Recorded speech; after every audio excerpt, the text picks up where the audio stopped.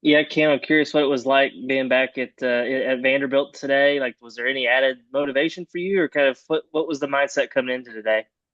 Not really. Every game's the same. Nameless and faceless opponents. We talk about that a lot. When you can play that way, you can stay pretty composed. And that just goes to performance. So, when you play nameless and faceless opponents, things seem to take care of themselves, and you're able to perform and able to play to the best of your abilities. So, I would not say so. Was it weird at all though, being like in the other dugout? I mean, because you played a lot of games there last year. I mean, was there just any type of surreal feeling about being back, or? Yeah, it was interesting. I compared it to visiting an ex-girlfriend. Um, I guess that's just kind of the way I initially thought about it. But no, we played a lot of inter squad, so I was in that dugout every once in a while. So you kind of have to compare it to that in some ways. So uh, it was cool. And last thing for me, you obviously 2 home runs. Kind of what were you looking for in those at bats, and what did you get? I'm just keeping it simple and going out there and attacking. When you complicate hitting, it tends to go downward. So just keeping it simple, going out there and attacking, hitting the ball hard and hitting lasers. Hey, Matt Jones. Hey, Zach, for you, what's been the difference the last couple of weeks in these two outings? Yeah, it's just putting the past behind and learning from the mistakes you made and just doing the best of your ability to not make those same mistakes again. And up to this point, I feel like I've done just that. Kept the ball down in the zone and everything's just been working lately and just throwing it where I want to throw it. Vanderbilt's pitcher came out and he was really efficient the first two innings. Did it feel like, and obviously you guys were able to get to him by about the third or the fourth, but did it feel like you were going to have a real efficient game there early to maybe match what he was doing? Not really. I mean, the goal is to go out there and keep my team in it so we can win. So I didn't really care about.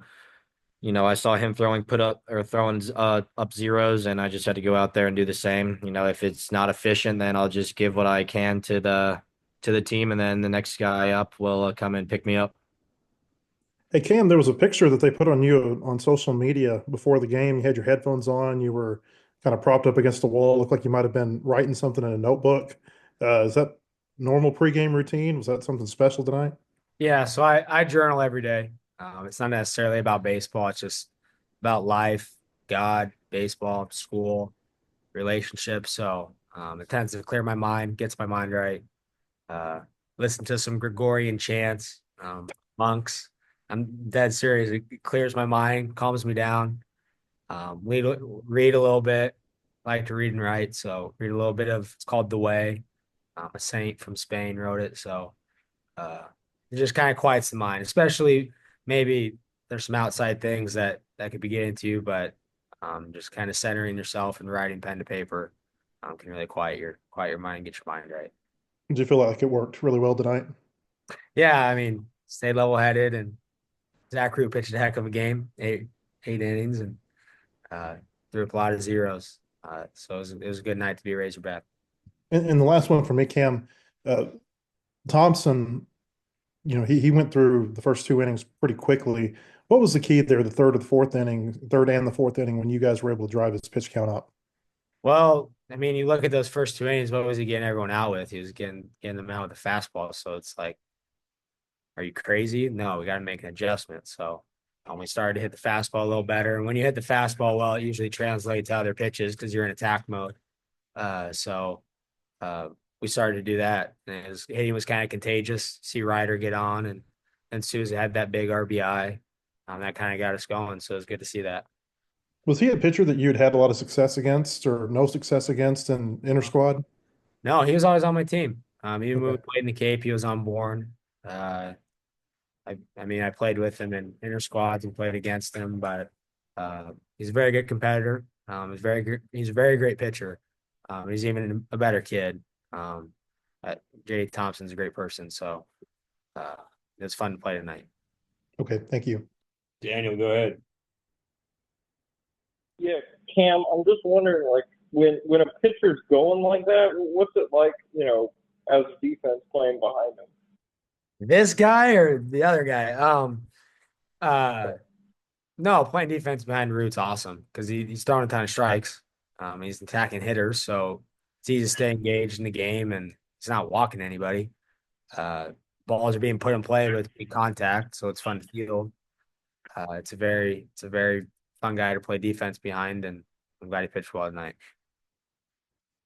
And then Zach, I don't know, did Cam have any, special scouting report given that he had spent time with Vanderbilt and knew the pitching staff? No, No, I mean, like he said earlier, nameless and faceless. Like I mean, it could have been very easy for him to go out there and make this a big deal and let that get in his head and affect the way he played. But I mean, as you saw tonight, he hit the ball around the yard and made some good plays at first. And, I mean, it's a great guy to have you in the defense behind you. Appreciate it, guys. Matt Byrne. Yeah, Cam, for you, I think it was Logan that, hit that home run a few batters before you. Did you notice that sort of soften up JD, or was there something from I guess that came easier from the first at bat to second at bat that related to Logan's hit at all? well, it just kind of reaffirmed the fact that if you get after his fastball, good things are going to happen. When guys throw that high right fastball, whether they're lefty or righty, and you just make solid contact, you don't need to overswing. You make solid contact, good things will usually happen, and you'll hit the ball hard. So it was good to see Logan do that. And it was like, holy cow, we can do this. And it just kind of steamrolled, and hitting's contagious. Yeah, and then Zach, for you, so much of the spotlight is on the Friday guys because they're the ones to go first. Is that kind of pressure something that you tuck away before you get going, or is that something that you embrace the whole time?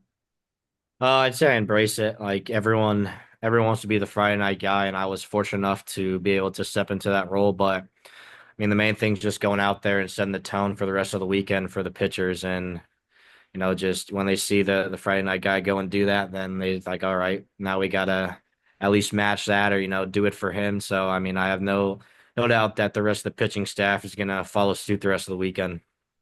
And then, last one for me, just simply so I stand corrected. It seemed like you were charged up about something, walking off the mound. Was that you saying something to the umpire? What kind of was that about?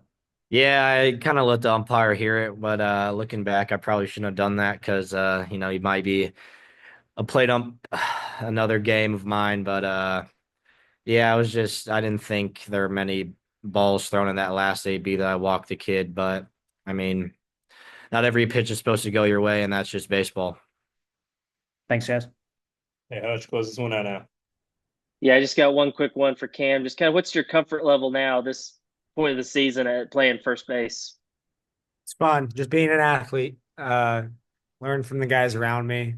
You get comfortable with other infielders, and it's a fun thing to play first. You learn your scouting report. You kind of go through it pregame, so you know where you're going to line up.